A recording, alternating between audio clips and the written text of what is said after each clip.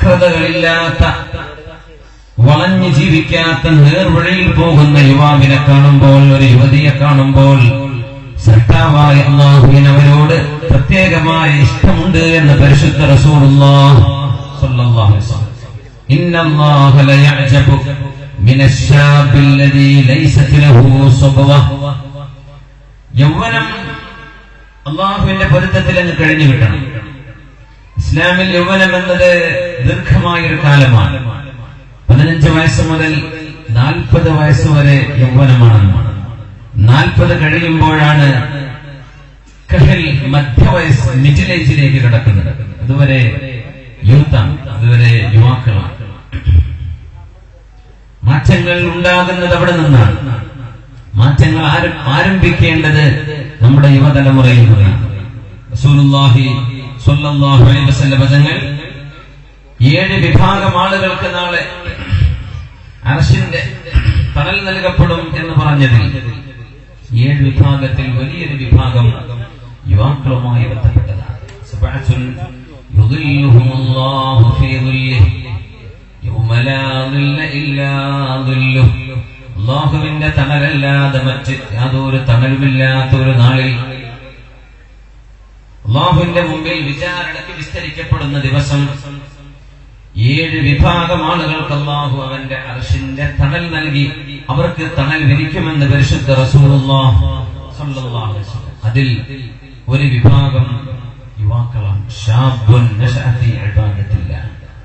അല്ലാഹുവിനെ സ്മരിച്ച് ജീവിച്ച, അല്ലാഹുവിനെ ഓർത്ത് ജീവിച്ച, അല്ലാഹുവിന്റെ സ്മരണയിലായി കഴിഞ്ഞ യുവാക്കൾ അർശിന്റെ തണൽ കിട്ടുന്നവരുണ്ട്.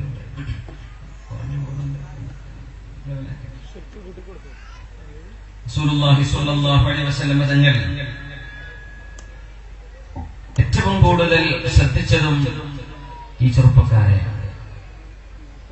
ഇസ്ലാമിക ലോകത്ത് കർമ്മശാസ്ത്രം പഠിച്ചെടുക്കുകയും ഉസൂലുൽ ഖുർആൻ പഠിക്കുകയും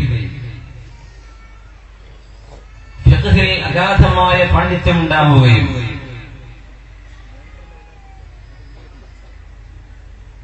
വഹീനെ സംബന്ധിച്ച് സ്വഹാബികളിൽ മറ്റാർക്കുമില്ലാത്ത വിധം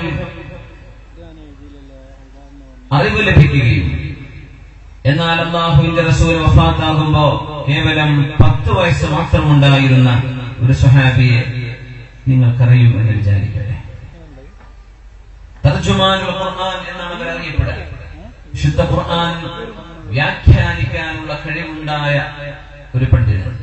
തർജുമാനുൽ ഖുർആൻ, വിശുദ്ധ ഖുർആനിന്റെ വ്യാഖ്യാനങ്ങൾ അറിയുകയും അത് സ്വഹാബത്തിനെ പഠിപ്പിച്ചു കൊടുക്കുകയും ചെയ്ത ഒരു ചെറുപ്പക്കാരൻ. അത് തങ്ങളായിരുന്നു. സയ്യിദ് കുടുംബമാണ്, അല്ലാഹുവിന്റെ റസൂലിന്റെ കുടുംബമാണ്. നബി തങ്ങൾ വഫാത്താകുമ്പോ 10-11 വയസ്സാണ് പ്രായം. തങ്ങൾ വഫാത്താകുമ്പോ ആരായിരുന്നു ആ സുഹാബി എന്ന് ചോദിച്ചാൽ സദസ്സിൽ ഉത്തരം പറയാൻ അറിയുന്ന ആളുകളൊന്ന് കൈപൊക്കിയാൽ തലക്കേടില്ല. 11 വയസ്സ് പ്രായം. ഫിഖ്ഹിലും തഫ്സീറിലും ഹദീസിലും അവഗാഹമുണ്ടായിരുന്ന ഒരു കൊച്ചു പണ്ഡിതൻ, സുഹാബിയാണ്. കൈപൊക്കാം. ആരാണ് സുഹാബി? ആരായിരുന്നു? അബ്ബാസ് റളിയല്ലാഹു അൻഹു. അല്ല, ഇബ്നു അബ്ബാസ് എന്നവരാണ്. അബ്ബാസ് റളിയല്ലാഹു അൻഹുവിന്റെ മകനാണ് അബ്ദുല്ലാഹി ഇബ്നു അബ്ബാസ് റളിയല്ലാഹു അൻഹു. മാഷാ അല്ലാഹ്, അഹ്സൻത്. അബ്ദുല്ലാഹി ഇബ്നു അബ്ബാസ് റളിയല്ലാഹു അൻഹു മുത്തനബി തങ്ങളുടെ സ്വഹാബിയാണ്. പക്ഷേ വളരെ ചെറുപ്പമായിരുന്നു. അതിന്റെ പ്രത്യേകത സ്വഹാബത്തിന് ചെറുപ്പത്തിലെ അവർ ട്രെയിനിങ് കൊടുക്കുന്നു.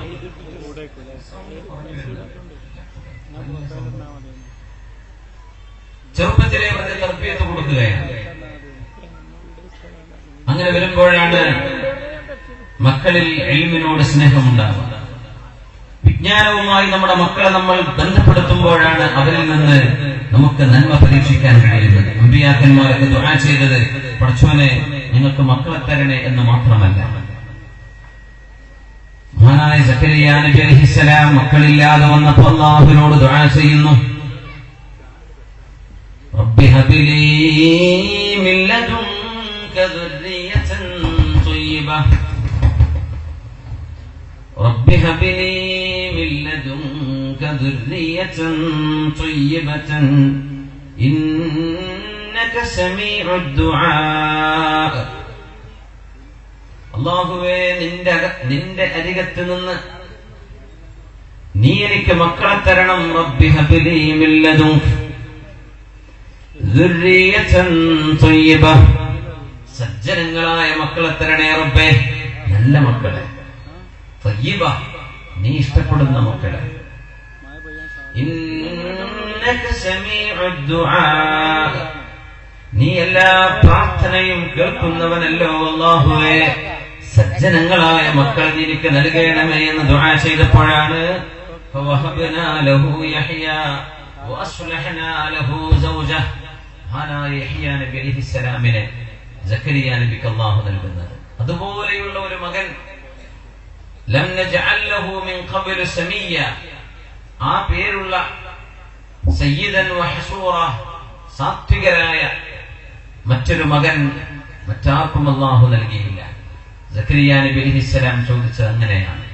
നമ്മളിൽ മക്കളില്ലാത്ത ദമ്പതിമാരുണ്ടാവും, അവർക്കൊക്കെ അല്ലാഹു കൺകുളിർമയുള്ള മക്കളെ നൽകട്ടെ. ആമീൻ യാ റബ്ബൽ ആലമീൻ.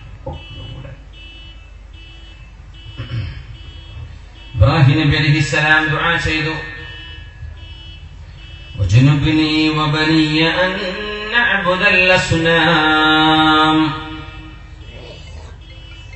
വജുനുബ്നി വബനിയ അൻ നഅബുദൽ അസ്നാം.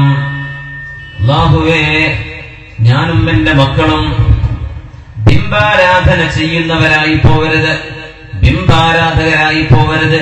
അതുകൊണ്ട് എന്റെ മക്കളിൽ ഏകത്വം വിശ്വസിക്കുന്ന, തൗഹീദ് വിശ്വസിക്കുന്ന ആളുകളെ നീ എനിക്ക് മക്കളായി നൽകണമേ. സയ്യിദുനാ ഇബ്രാഹിം നബി അലൈഹിസ്സലാം വെറും മക്കളെ തരണേ എന്ന് ചോദിച്ചുകൂടാന്ന്, നല്ല മക്കളെ തരണേ. പെൺമക്കളായാലും പെൺമക്കളായാലും കുഴപ്പമില്ല. اجعل لي مقيم الصلاة ومن ذريتي. അല്ലാഹുവേ, ഞാനും എന്റെ മക്കളും നിന്നെ ഇബാദത്ത് ചെയ്ത് ഓർത്ത് ജീവിക്കുന്നവരാക്കി തരയണമേ. ഇബ്രാഹിം നബി അലൈഹിസ്സലാം നിസ്കരിക്കുന്ന മക്കളെ തരയണമേ. റബ്ബി ഔസിഅനി അൻ അഷ്കുറ നിഅമതക അല്ലതി അൻഅംത അലയ്യ വഅലാ വാലിദൈ وأن أعمل صالحا ترضاه وأصلح لي في ذريتي. സാത്വികനായ സ്വാലിഹിന്റെ ദുആ അല്ലാഹു സൂറത്തുൽ അഹ്ഖാഫിൽ പറയുന്നു, അല്ലാഹുവേ, എനിക്കും എന്റെ മാതാപിതാക്കൾക്കും നീ ചെയ്തു തന്ന അനുഗ്രഹങ്ങൾക്ക് ശുക്ർ ചെയ്യാനുള്ള തൗഫീഖ് നൽകണമേ. وأن أعمل صالحا ترضاه, നീ ഇഷ്ടപ്പെടുന്ന സൽക്കർമ്മം ചെയ്യാനും തൗഫീഖ് നൽകണമേ. وأصلح لي في ذريتي, എന്റെ മക്കളിൽ നീ സ്വലാഹ നന്മ നൽകണമേ, നന്മ നൽകണമേ, നല്ലവരാക്കി തരണമേ. ഈ നന്മ അല്ലാഹുവിനോട് മാതാപിതാക്കൾ ചോദിച്ചു വാങ്ങണം. സമൂഹത്തിൽ